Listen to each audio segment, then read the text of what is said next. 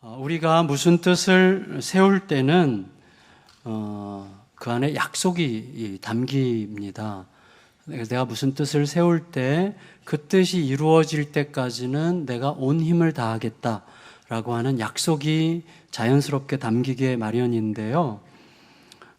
그래서 그 뜻이 처음에 어떤 뜻을 세울 때 그 뜻이 늘 소멸당할 위협을 받죠.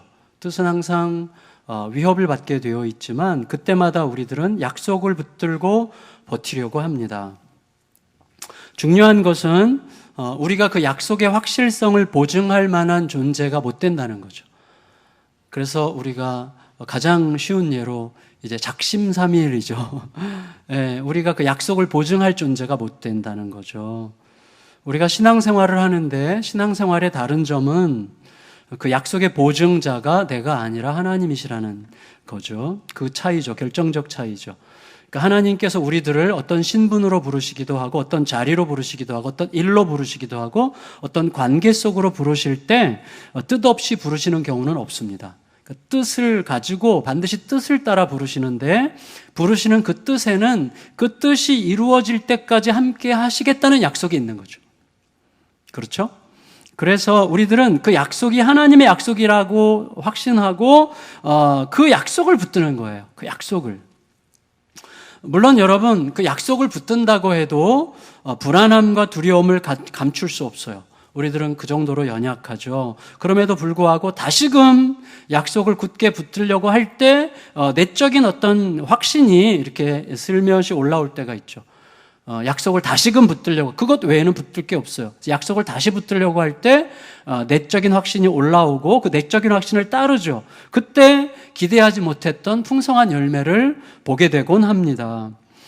그렇다면 여러분, 내가 전혀 기대하지 않았는데 오직 약속이 주는 내적 확신을 따라서 약속 붙들고 가다 보니 어느새 기대치 못했던 풍성한 열매가 맺혀지게 되었다면 약속을 붙드는 나의 행동은 그 풍성한 열매가 나오도록 하는 과정 속에서 어떤 예언적 행동이 되었다고 말할 수 있죠. 나도 모르게, 본의 아니게, 예기치 못하게 예언적 행동이 된 거죠. 약속을 붙들고 갔을 뿐인데 그 행동이 그 결과를 만들도록 하기 위한 어떤 예언적 행동들이 됐다고 말할 수가 있는 것이죠.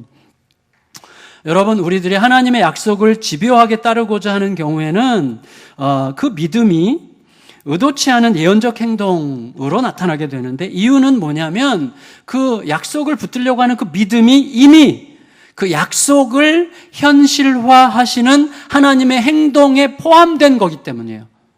그래서 하나님께서 우리에게 믿음을 주시잖아요. 그래서 우리의 믿음은 우리에게 주시는 약속을 현실화하시는 하나님의 행동에 이미 포함되어 있는 것이기 때문에 우리의 약속을 붙드는 믿음의 결단과 몸부림은 이미 그 약속을 이루시고야 말 하나님의 결과를 예측하게 하는 예언적 행동이 되는 셈이라고 말할 수 있는 것이죠. 그런 의미에서 약속을 따르는 믿음에는 예언적 속성이 있다, 이렇게 말할 수 있는 거예요. 제가 오늘 오늘 함께 설교를 나누게 될 이 말씀에 어울리는 찬송이 뭘까를 이렇게 좀 약간 고심하다가 번뜩 떠오른 찬양이 아까 우리가 함께 부른 태산을 넘어 험곡에 가도예요. 태산을 넘어 험곡에 가도 빛 가운데로 걸어가면, 험곡에서도 보통 우리는 험곡에 가면 정신만 차리면 산다 이렇게 생각하지만 우리는 정신 차려도 못 사는 존재입니다. 많은 경우에. 물론 정신 차리면 좋겠지만. 근데 우리의 삶을 보면 태산을 넘어 겨우 넘었는데 그 다음에 기다리고 있는 건 험곡이에요. 근데 이 찬송은 뭐라 그래요? 그럼에도 불구하고 빛 가운데로 걸어가면, 이 약속이죠, 약속. 그래서 약속을 붙들고 빛 가운데로 걸어가면 생각지 못했던 하나님의 손과 하나님의 얼굴을 만나게 된다고 노래하는 거예요, 그 찬송이. 여러분, 이런 찬송을 결혼식 때 부르기는 좀 어렵겠죠. 결혼식 축가로 태산을 넘어 험곡에 가도, 이런 찬송, 태산을 넘어 험곡에 가도, 이 찬양을 결혼식 축가로 부르는 사람이 있다면 아마 세상에서 존재하는 유일한 부부일 것 같은데 그런 부부가 있었어요. 그래서 제가 요즘에 참 가까이 지내고 제가 신뢰하고 사랑하는 우리 김병년 목사님이라고 우리 교회 몇 년 전에 말씀사경에 강사로 왔었죠. 참 제가 그분을 좋아해요. 근데 이 김병년 목사님이 결혼식 축가로 이 노래를 불렀어요. 태산을 넘어 험곡에 가도. 근데 여러분 우리가 알듯이 이분이 결혼 10년 차에 사모님이 뇌경색이 왔죠. 그래서 쓰러져서 소위 우리들이 말할 때는 식물인간이라고 하지만 의식이 있을 수도 있죠. 뭔가 다 듣고 생각할 수도 있는 상태인데 모르죠. 아무도 몰라요. 그렇지만 지금 벌써 15년째 간병 중입니다. 그야말로 태산과 험곡이죠. 그런데 그 상황에서 이 김 목사님은요, 아이가 셋인데 딸 둘 아들 하나인데 저도 이제 아이들 초청해서 같이 밥도 먹고 참 즐거웠어요. 딸들이 너 그렇게 아주 밝고 명랑해요. 근데 이 세 자녀랑 함께 그 어려운 중에도 복음의 빛, 말씀의 빛 가운데로 걸으려고 몸부림을 이제 해요. 굉장히 솔직하고 진솔한 스타일이어서 참 좋은데, 근데 이렇게 진을 빼는 과정을 통해서 이분이 쓰는 글 하나하나가 정말 주옥 같아요. 주옥 같은 글이 나왔고 참 좋은 책을 많이 썼어요. 그리고 설교 말씀도 그래요. 그렇게 참 따뜻하고 깊어요. 그리고 그의 삶 자체가 참 존귀하게 빚어지고 있다고 생각이 됩니다. 그렇다면 그 사모님은 무기력한 상태로 누워 계신 게 아니라 가장 중요한 일을 하고 계셨던 셈이죠. 그 사모님의 고난이, 사모님의 태산과 험곡 같은 삶이 가족들에게 새로운 무언가를 창조하게 만들었어요. 여전히 고통 속에 있어요. 그리고 그 사모님이 회복될 거라는 기대조차 굉장히 희미한 상태입니다. 그렇지만 하나님의 약속은 이미 이루어지고 있는 거죠. 온 가족들이 하나님의 약속을 보고 붙들고 걷고 있는 그 모든 힘겨운 걸음들은 전혀 생각하지 못했던 열매를 위한 예언적 행동이었던 셈이죠. 그렇게 말씀드리고 싶어요. 여러분, 오늘 드디어 이제 20년 넘게 죽은 줄 알았던 아들 요셉을 야곱이 만나게 됩니다. 28절로 30절 읽겠습니다. 46장, 창세기 46장 28절에서 30절 읽겠습니다. 시작. 야곱이 유다를 요셉에게 미리 보내어 자기를 고센으로 인도하게 하고 다 고센 땅에 이르니 요셉이 그의 수레를 갖추고 고센으로 올라가서 그의 아버지 이스라엘을 맞으며 그에게 보이고 그의 목을 어긋 맞춰 안고 얼마 동안 울매 이스라엘이 요셉에게 이르되 내가 지금까지 살아있고 내가 내 얼굴을 보았으니 지금 죽어도 조카도다. 야곱이 아들 요셉을 만나려고 할 때 먼저 아들 유다를 선발대로 보내요. 이게 참 의미롭죠? 이 넷째 아들 유다를 선발대로 보내는 유다는 누구예요? 20여 년 전에 아버지와 아들 요셉이 영구적으로 헤어지도록 요셉을 노예로 파는데 앞장섰던 형이 유다죠. 그런데 이제 이 유다가 자기 아버지 야곱과 동생 요셉을 영구적으로 제외하도록 하는 역할을 하기 위하여 먼저 파견되는 거예요. 참 이게 완전한 회복의 하나의 그림이죠. 요셉을 만나는 야곱은 애굽 총리의 아버지라고 하는 특권을 의식하지 않는 것 같아 보여요. 그리고 내가 왕으로부터 직접 초대받았다 이런 권리의식도 가지고 있지 않은 것 같아요. 대신에 왕실로 그래서 직접 안 가고 대신 유다를 미리 보내서 요셉에게 안내를 받으려고 해요.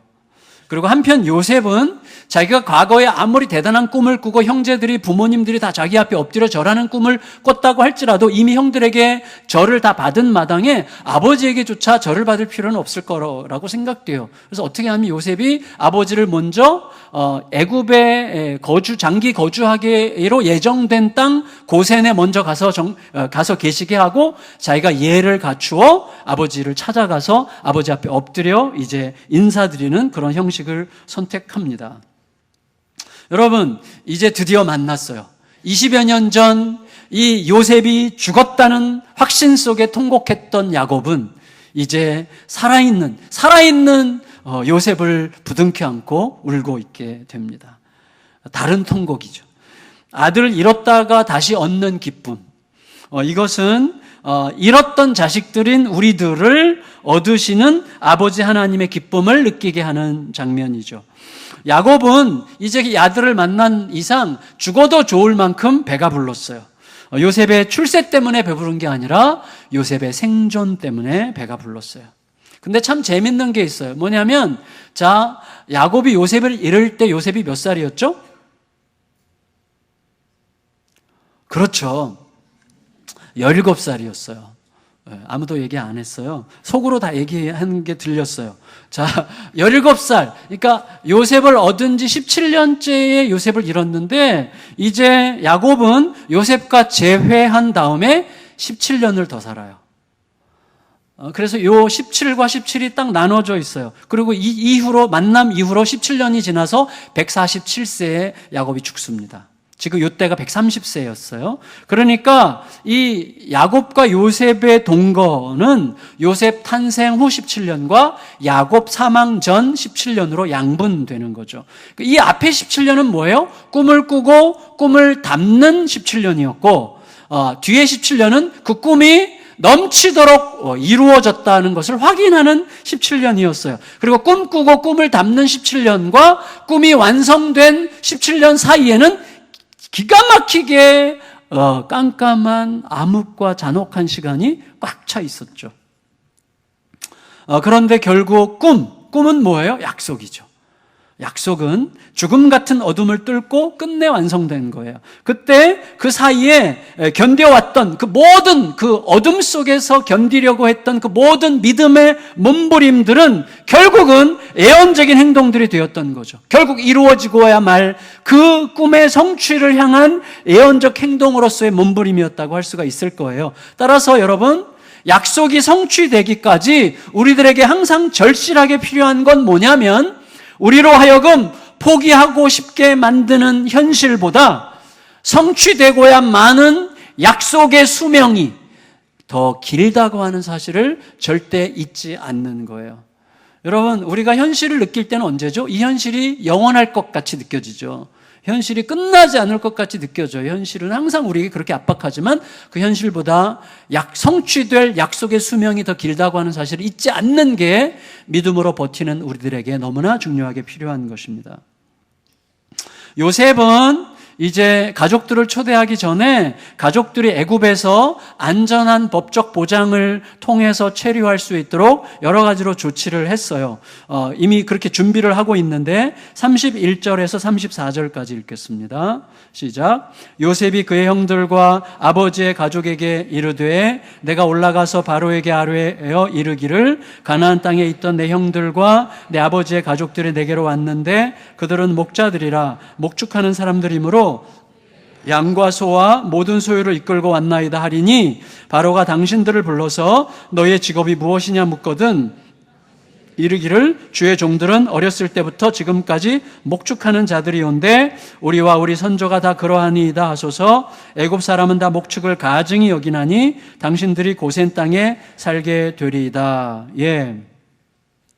일단 요셉이 애굽이라고 하는 굉장히 어느 정도 이때까지만 해도 개방성이 있는 나라였는데 앞으로 그 개방성이 언제 끝날지 모르는 그런 애굽이라는 제국 안에 안전하게 장기적으로 합법적으로 거주하기 위해서는 많은 생각들이 필요했을 거라고 생각됩니다. 첫째로 요셉이 생각한 건 뭐냐면 일단 자기 가족들이 애굽에서 전혀 위협적이지 않은 존재라고 하는 것을 강조하려고 해요. 그리고 자기가 이 가족들에 대해서 소위 친족, 편중, 동족, 등용 뭐 이런 거 있죠. 가까운 가족들을 내 권력을 가지고 이제 어딘가에 앉히는 것, 우리나라 지금 굉장히 이슈가 되고 있잖아요. 뭐 계속 이슈죠, 그게. 근데 그러한 의지가 나에게 일체 없다는 것을 이제 바로 왕에게 확신시키려고 했어요. 그에 따라서 가족들의 직업이 목축업자라는 것을 드러내려고 했는데, 왜냐하면 목축업은 애굽인들이 가증하게 우습게 여기기 때문에 애굽인들이 전혀 관심을 가지지 않는, 애굽인들과 전혀 경쟁할 필요가 없는 고유한 영역이 될 수 있기 때문에 그렇게 하기로 했고, 실제로 요셉의 가족들이 목자였죠. 목축을 평생 했죠. 그러니까 그거를 대대적으로 부각시키기로 결정을 했습니다. 애굽 사람들이 왜 목축을 그렇게 경시했는지는 우리가 알 길이 없어요. 학자들도 잘 모른다고 하더라고요. 근데 이렇게 우리가 생각을 해볼 수 있을 것 같아요. 자, 우리가 안정된 삶을 살고 있으면 그 삶이 안정될수록 이렇게 떠도는 무리들에 대한 경계심이 더 강하죠. 사실 애굽은 소위 정주 문화거든요. 다시 말하면 대규모 농경을 통해서 이미 정착되어 있는 성읍과 도시 중심의 문화를 형성한 애굽인들한테 떠돌아다니는 유목민들은 자연적으로 경계 대상일 수밖에 없어요. 그러니까 그들의 문화도 완전히 유목의 문화와 정착민들의 문화는 다릅니다. 그러니까 이들은 유목민들의 문화도 혐오했을 가능성이 많은데 어떻게 우리가 알 수 있는가 하면 나중에 400년 후에 모세가 출애굽을 요청하죠. 우리 이스라엘이 애굽에서 나가도록 허락해달라고 바로왕, 그때 바로왕은 굉장히 혹독한 왕이었는데 바로왕이 요청하면서 하는 말이 애굽 사람들이 우리들이 하나님 앞에 희생제사 드리는 것을 가증히 여기지 않습니까? 이런 식으로 얘기를 해요. 그러니까 유목민들은 동물을 통해서 제사 드리는 게 익숙하잖아요. 근데 농경사회 사람들은 그것을 혐오스럽게 생각했을 가능성이 있다고 느껴져요. 어쩌면 최초의 살인사건 아벨을 죽인 가인, 이 아벨에 대한 가인의 적개심도 아마 그런 묘사를 반영하고 있을지도 모르겠다는 생각을 해요. 아벨은 목축업자였고 가인은 농경업자였죠. 그런 의미에서 그렇게 상상해 볼 수도 있겠는데 어쨌거나 요셉은 가족들이 애굽인들로부터 다소 독립적인 형태로 생활을 꾸릴 수 있는 길이 뭘까를 고심했던 것 같아요. 애굽인들 틈에서 튀면 안 되죠. 그리고 비굴할 필요도 없죠. 동시에 애굽 안에서 합법적인 구성원으로 조화를 이룰 수 있는 거주 형태가 뭘까를 계속 고민했던 거예요. 굉장히 면밀하게 생각했는데 여러분 우리가 알아야 됩니다. 요셉이 굉장히 주도 면밀하게 생각하고 있는데 이런 주도 면밀한 생각은 약속을 붙들었기 때문이에요. 무슨 말인가 하면 여러분 요셉은 지금 총리잖아요. 총리는 힘이 있어요. 그런데 놀랍게도 사람이 자기 힘을 과신하면 대략 준비하게 되어 있어요. 제가 그 정도 수준이라서 아마 그렇게 생각할 거예요. 그 정도 수준이라서. 내가 약간 힘이 있게 느껴지면 보통 이렇게 말하게 돼요. 대충 해, 그냥. 대충 해. 내가 그냥 한마디 하면 돼. 라고 말하려고 하는 욕구가 일어나죠, 우리들이. 그렇지만 내 자신을 믿는 것보다도 하나님의 약속을 믿게 되면 약속에 걸맞는 세밀한 준비를 하게 되더라고요. 나는 하나님이 아니잖아요. 나는 하나님이 아니고 약속을 통해 하나님을 만나는 자이기 때문에 약속에 해당하는 나에 걸맞는 행동이 무언가를 세밀하게 면밀하게 들여다보게 됩니다. 여러분, 저는요 요셉이 하나님의 약속을 붙들고 고민했다고 전제하고 싶어요. 여러분, 요셉이 단지 가족들의 안정적인 생존을 위해서만 이렇게 고심했을 거라고 생각할 수는 없습니다. 이미 왜냐하면 그냥 우리 가족이 잘 먹고 잘 사는 것만 중요해가 아니었어요. 왜냐하면 이미 요셉은 애굽 한복판에 들어간 지가 꽤 됐어요. 애굽 한복판에 있고 권력의 핵심 가운데 있단 말이에요. 그러니까 그 가운데서 누구보다도 이 세계적인 대제국, 초대 메가 엠파이어죠. 메가 제국의 이 한 가운데에서 제국의 힘, 제국이 추구하는 가치관을 누구보다 잘 이해하고 있었을 거예요. 요셉은 그런 상황에서 하나님의 약속을 따라 살아가는 소위 그 나그네 길을 걸어가는 하나님의 사람들이 애굽 제국의 시민들과 뒤섞여 살아갈 때는 굉장히 쉽지 않은 결과가 나오고 그들의 가치관 자체가 소멸될 가능성이 있어요. 제국의 힘이라는 게 얼마나 강력합니까? 특별히 애굽은 태양신을 중심으로 굉장히 많은 신들을 섬기는 다실론 국가예요. 다실론 국가에다가 가치 추구가 굉장히 다양하고 복합적이라는 말이에요. 그런 데서는 애굽인들과 섞이지 않는 게 바람직할 거라고 판단했을 거라고 생각할 수 있어요. 여러분, 우리가 요셉의 통찰력을 알지 않습니까? 요셉의 통찰력을 생각할 때 적어도 요셉은 큰 민족을 이룰 거다라고 하는 하나님의 약속이 단지 어떤 수적 번성이 있을 거라고 생각할 수 없었을 거라고 여겨져요. 진정한 번성은 약속을 붙들고 하나님이 인생과 역사의 주인이심을 고백하며 사는 백성들의 번성이죠. 그게 진짜 번성이죠. 여러분, 번성이라는 게 제대로 된 하나님의 사람들의 번성이지 사람 숫자 많다고 번성이 아니잖아요. 네, 그런 거죠.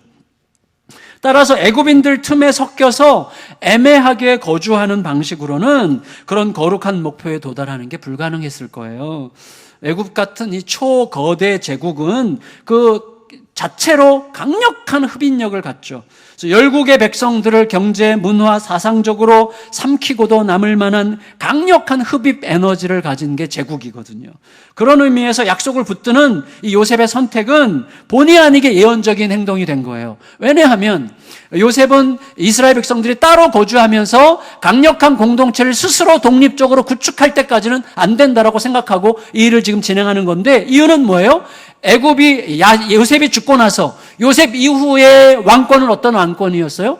요셉 같은 이방인의 낙하산 인사처럼 이렇게 갑작스럽게 총리가 되는 일은 애굽의 역사에서는 불가능한 일이죠. 그러나 그게 가능했던 이유가 과거에 뭐라고 그랬어요? 이때 애굽의 왕조가 역사 기록에도 다 있죠. 아시아의 인종들인 힉소스 부족이 애굽을 점령해서 100년 정도 지배했던 때거든요. 그러니까 외부인이 이집트를 지배하고 있었던 때이기 때문에 외부 이방인을 등용하기가 훨씬 쉬웠던 때죠. 그렇지만 그 100년의 세월 다음의 정권은 어떤 정권이겠어요? 기존의 정권에 대해서 굉장히 반외세를 배척하는 세력들, 그러니까 민족주의적 세력들이 나오겠죠. 우리 민족을 생각하고 우리가 최고야라고 생각하는 사람들이 이제 집권할 가능성이 많고, 그 사람을 성경은 요셉을 모르는 왕이라고 이야기하잖아요. 그 요셉을 모르는 왕이 나오자마자 이제 이스라엘 백성들 같은 이방인들에 대해서는 굉장히 배척하고 적대적이고 이들을 좀 우습게 생각하고 억압하고 이들을 사용하려고만 했지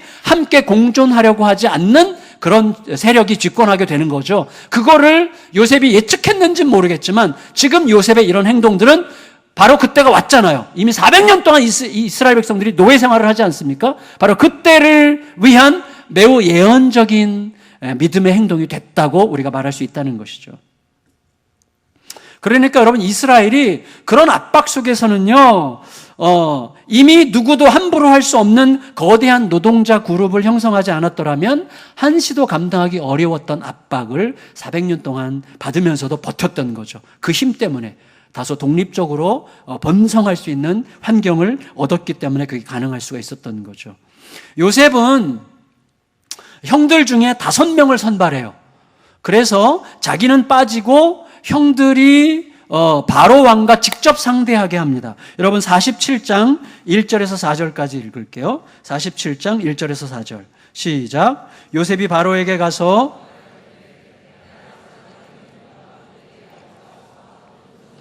가나안 땅에서 와서 고센 땅에 있나이다 하고 그의 형들 중 5명을 택하여 바로에게 보이니 바로가 요셉의 형들에게 묻되 너희 생업이 무엇이냐? 그들이 바로에게 대답하되 종들은 목자이온데 우리와 선조가 다 그러하니이다 하고 그들이 또 바로에게 고하되 가나안 땅에 기근이 심하여 종들의 양떼를 칠 곳이 없기로 종들이 이곳에 거류하고자 왔사오니 원하건대 종들로 고센 땅에 살게 하소서. 요셉이 형들 중에서 5명을 선택했는데 기준이 뭘까는 아무도 몰라요. 학자들도 잘 모르고 우리가 알 길이 없죠. 그런데 대충 예상, 왕에게 10명이 다 갈 필요가 없으니까 5명 괜찮아 보이는 형들, 좀 탁월해 보이는 형들을 선발했을 수도 있겠고, 아니면 그 유대의 랍비 전승은 이걸 이렇게 해석한대요. 바로 왕과 애굽인들에게 전혀 위협적으로 보이지 않을 만한 좀 더 열등해 보이고 덜 위협적으로 보이는 형들을 선발해서 데려갔을 거다. 그게 문맥에 맞다. 이렇게 보는데 그럴 수도 있을 것 같아요. 중요한 것은 대화의 효율성을 위한 선택이었을 건데, 한 가지 부가적인 이해를 할 수 있다면 이거예요. 오라는 게 굉장히 강조돼요. 오. 왜냐하면 요셉은 형들에게 옷을 한 벌씩 나눠줄 때 동생 베냐민에게는 5벌 나눠줬죠. 5벌. 그리고 이제 5명의 형들을 뽑아서 간단 말이에요. 그리고 이것 외에도 5이라는 숫자가 강조되는 게 몇 군데가 있는데, 뒤에 가면 이제 5분의 1, 곡식의 5분의 1을 바치게 하거든요. 이게 뭘까? 5라는 숫자를 왜 강조할까를 이건 정확하진 않아요. 그런데 상상해 보니 흉년이 5년 남았어요. 이때로. 그래서 아마도 한쪽으로는 형들에게 5년의 흉년이 남은 것에 대해서 격려하고 싶어하고, 한쪽으로는 바로에게 압박함으로 형제들을, 이 가족들을 요셉의 청원에 따라서 잘 받아들이기를 기대하는 마음이 한편으로 있지 않았을까라고 예측해 볼 수는 있다고 생각이 돼요. 근데 어쨌거나 중요한 건 뭐냐면, 바로 왕이 형들에게 이제 먼저 직업을 물어요. 그러니까 형들은 요셉과 말을 맞춘 대로 우리가 선조 때부터 목자였습니다, 이렇게 이야기를 해요. 이들이 얘기하는데 참 주목할 만한 부분이 있는데, 그게 뭐냐면 자기들이 애굽에 온 이유가 자기들의 동생 총리 요셉의 초청 때문이었다는 말을 일체 아예 없었던 걸로 생각하고 아예 함구해요. 그리고 자기들이 여기 온 이유는 가나안 땅에 기근이 닥쳤기 때문에 자기들에게 목초지가 절실하게 필요하기 때문인데 애굽의 고센 땅에 거하게 하신다면 우리 너무나 좋겠습니다라는 자기들의 절박성을 호소함으로써 바로 왕의 허락을 득하려고 하는 그런 과정 속에 있습니다. 다시 말하면 요셉에 대한 굉장히 세밀한 배려죠. 그리고 궁극적으로는 장기적인 거주를 위한 잘 절제된 포석이라고 할 수가 있을 거예요. 왜냐하면 여러분 만일에 이들의 이민이 전적으로 요셉의 초청에 의한 거긴 하지만 그것에 의해서만 진행되는 것처럼 부각된다면 만에 하나 자신들에게 어떤 어려움과 문제가 생길 경우에는 요셉에게 치명적이 될 거고 요셉에게 어떤 어려움이 생긴다면 이스라엘 백성들을 애굽에서 큰 민족으로 이루시려고 하는 하나님의 약속은 성취되기가 어려울 거예요. 요셉에게 무슨 일이 생긴다고 할지라도. 그러니까 요셉과 다소 거리를 두고 독립적인 방식을 선택할 수밖에 없는 거죠. 따라서 지혜로운 접근이죠. 굉장히 지혜로운 거죠. 저는 이렇게 단언하고 싶은데 약속을 붙들면 미련해 보여요. 약속을 붙들고 가면 둔해 보이고 느려 터져 보이고 그리고 답답해 보이고 어떤 때는 깝깝해 보인단 말이에요. 그런데 약속을 붙들면 갈수록 길이 선명해져요. 약속을 붙들면 갈수록 선명해져요. 갈수록 지혜로워져요. 형들이 지금 점점 명민해지고 있어요. 반면에 욕심을 붙들면 어떻게 되죠?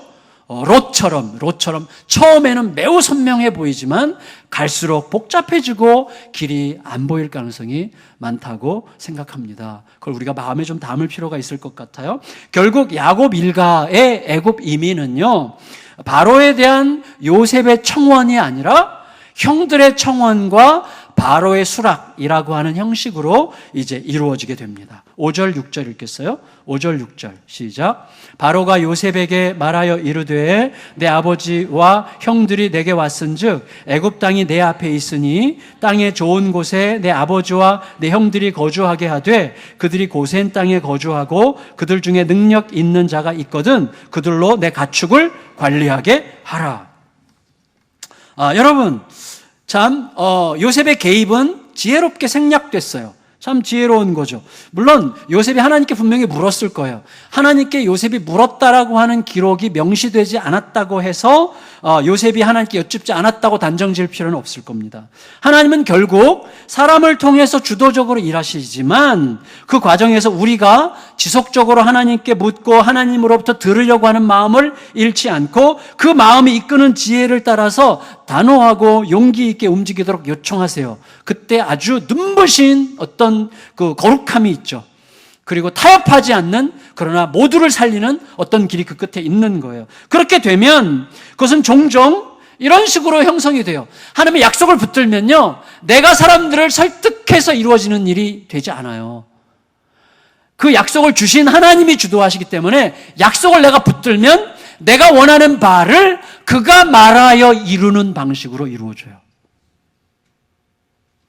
그래서 나는 간절히 원했고 약속을 붙들고 갈 길을 가는데 주변에서 하나님들이 사람들을 통해서 일을 하기 시작하시는 것을 보게 되는 거예요. 여러분 보세요. 하나님의 약속을 붙들고 따르는 요셉의 원하는 바를 결국은 바로가 말하고 바로가 이루어요.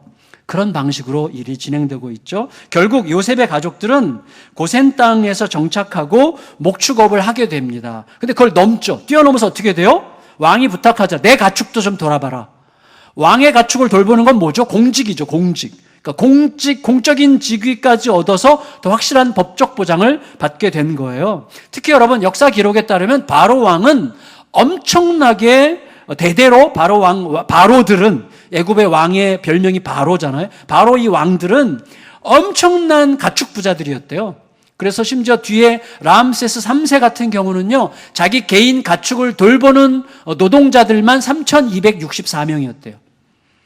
근데 그 사람들 대부분이 이방인들로서 거주자들, 이 애굽 거주인들이었대요. 그러니까 이게 어느 정도 역사적인 근거성이 느껴져요. 그래서 이제 이 요셉의 형제들, 야곱의 가족들이 고센 땅에서 왕의 목축을 치는 자들이 되므로 장차 고센 땅은 최상품의 가축을 키우는 어떻게 보면 애굽의 횡성이 이제 되겠죠. 이제 요셉은 바로 왕에게 자기 아버지 야곱을 소개합니다. 그리고 야곱과 바로 왕의 첫 만남인데 첫 만남의 첫 행동은 바로 왕에 대한 야곱의 축복이에요. 여러분 7절 읽겠습니다. 7절 시작. 요셉이 자기 아버지 야곱을 인도하여 바로 앞에 서게 하니 야곱이 바로에게 축복하며. 물론 이 축복했다 이 말이 단순한 인사일 수도 있어요. 그런데 야곱이 바로 앞에서 물러날 때도 축복해요. 그걸 또 굳이 기록해요. 그러니까 의도적인 삽입이라고 할 수가 있는데 10절 보겠어요. 10절 읽겠습니다. 시작. 야곱이 바로에게 축복하고 그 앞에서 나오니라. 그러니까 만날 때 축복하고 헤어질 때 축복해요. 다시 말하면 야곱의 이 행동에는 어떤 기억을 반영하고 있다는 내용이 담겨 있는 거죠. 뭐냐면 할아버지 아브라함이 받은 하나님으로부터 받은 최초의 약속이 뭐예요? 너를 온 세상에 이방의 복이 되게 하겠다는 약속이었어요. 그러니까 세상에 복이 될 거라는 약속에 대한 기억이 반영되어 있어요. 여러분, 야곱이 살아생전 할아버지 아브라함의 임종을 지키지 못했어도 살아서 같이 있었던 때가 꽤 있습니다. 아브라함과. 그러니까 아브라함의 약속을 기억했을 거예요. 여러분, 이게 중요해요. 하나님께서는요, 우리들을 부르실 때, 하나님의 백성들을 부르실 때, 하나님의 백성들이 자기들끼리 배타적으로 독점하는 복을 누리라고 부르신 적이 없어요. 하나님은 처음부터 하나님의 백성을 부르실 때 복을 받아 누려 그 복을 흩어 세상으로 흘려보내는 전달자와 유통자와 배급자로 우리를 부르셨어요. 그러니까 우리가 살고 있는 이 지역에서, 이 땅에서 우리 교회가, 이 공동체가 복이 되지 못한다면, 우리의 존재가 복이 되지 못한다면 그것은 세상 하나님의 부르심에 대한 매우 불충분한 상태라고 할 수가 있겠어요. 그걸 우리가 늘 염두에 두고 살아가는 게 너무나 중요합니다.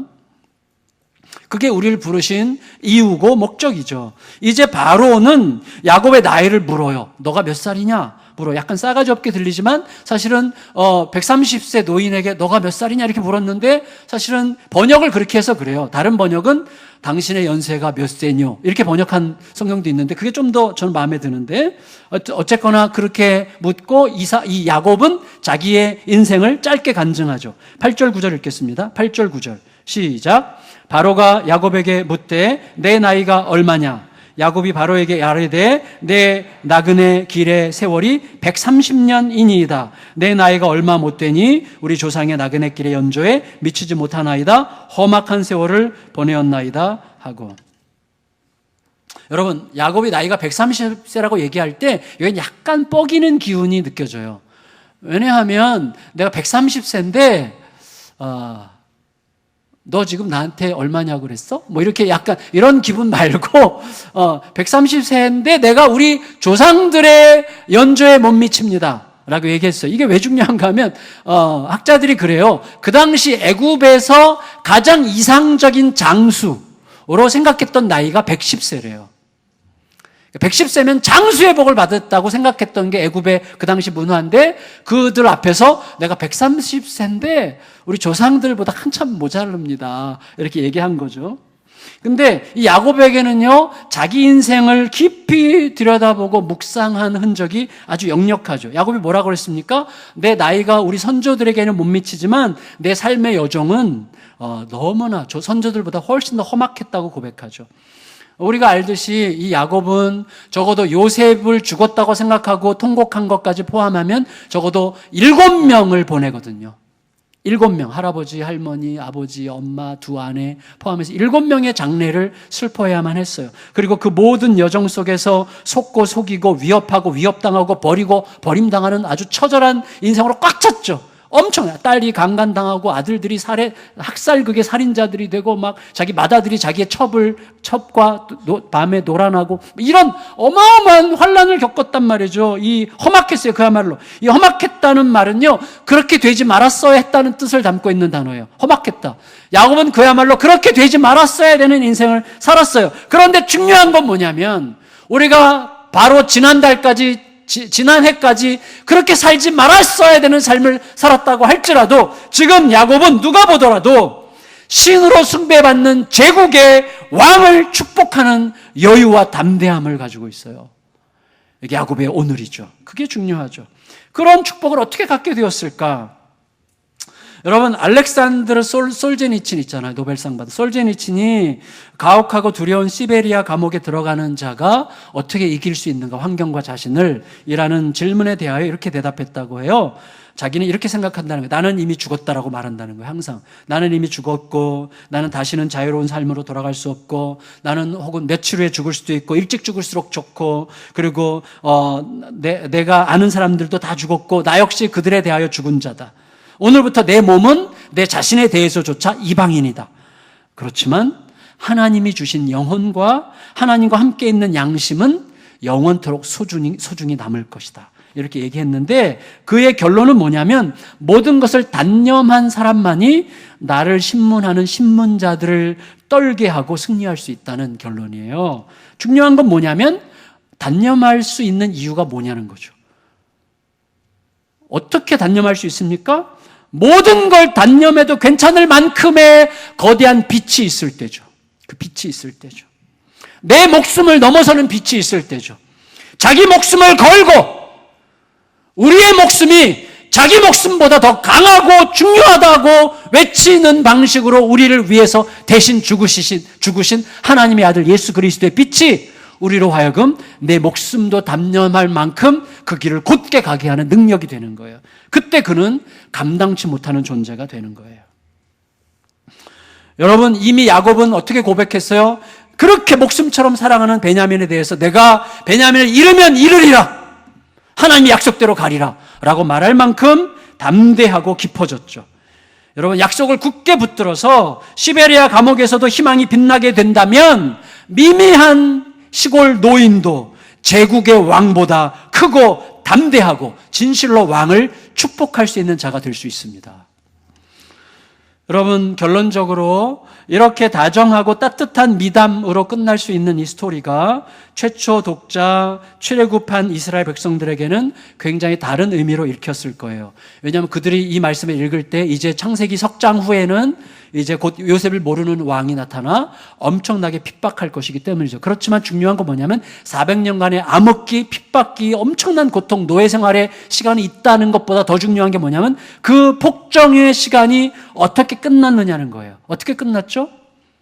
여러분, 나중에 모세가, 이스라엘의 새로운 지도자가 된 모세가 악한 바로 왕에게 가서 이스라엘 백성들이 애굽을 떠나서 우리의 독립적인 나라를 이루고 싶으니까 좀 출애굽할 수 있도록 좀 도와달라 그랬을 때 이집트 사람들은 애굽에 이스라엘의 노동력을 잃는 게 아까워가지고 못 보냈죠. 근데 끝내 어떻게 해요? 애굽의 모든 장자들이 죽는 극단적인 사건 속에서 내보낼 수밖에 없었을 때 그때 바로 왕이 모세에게 이렇게 얘기해요.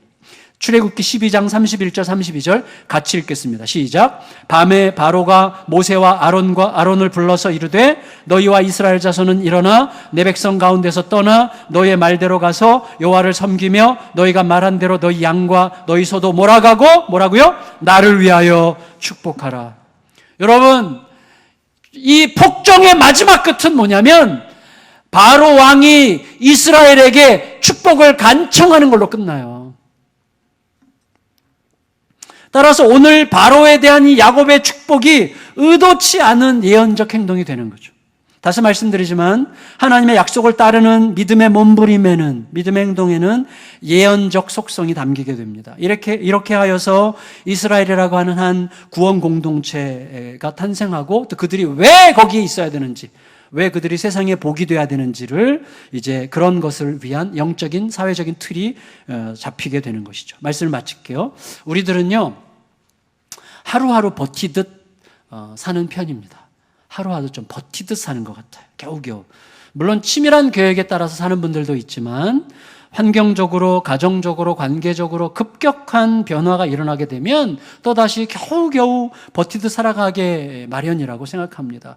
하지만 여러분, 우리가 기억해야 돼요.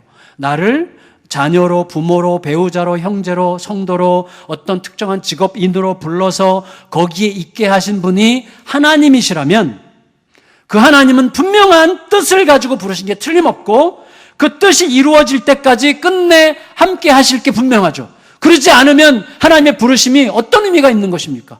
그 뜻이 이루어질 때까지 분명히 함께 하실 게 분명한데, 따라서 우리가 그 사실을 잊지 않고 살아간다면 그 삶이라는 건 무슨 어떤 삶이에요? 나를 여기 있게 하신 뜻을 하나님께서 끝내 이루실 거라는 약속을 붙들고 살아가는 거죠. 그 약속은 우리가 하루 이틀만 막 헤매면 금방 사라져요. 금방 잊어버려져요. 그래서 날마다 묵상하는 말씀으로 확인되는 약속이죠. 그 약속을 붙들고 살아가는 사람은 하루하루 겨우겨우 버티듯 사는 것 같아 보여도 그의 삶은 본의 아니게, 예기치 못하게 예언적인 행동들로 채워지게 되어 있습니다. 왜냐하면 그 자신의 노력과 능력 때문이 아니라 그가 붙들고 있는 약속이 그의 삶을 그런 행동들로 채워가게 되는 거예요. 그래서 한참 지난 다음에 막 헤맸어요. 막 정신없이 지냈어요. 근데 우리의 인생 뒤를 돌아보게 될 때 그때 우리는 이렇게 말하게 될 거예요. 정신없이 달려온 것만 같은데 진짜 단 한 개도 빠짐없이 완벽하게 짜여져서 완성된 기막힌 그림 같은 여정이었어. 여러분, 우리 모두가 예외 없이 그런 고백을 할 수 있는 삶을 살아가게 되기를 예수님의 이름으로 축원합니다. 축원합니다. 다 같이 자리에서 일어나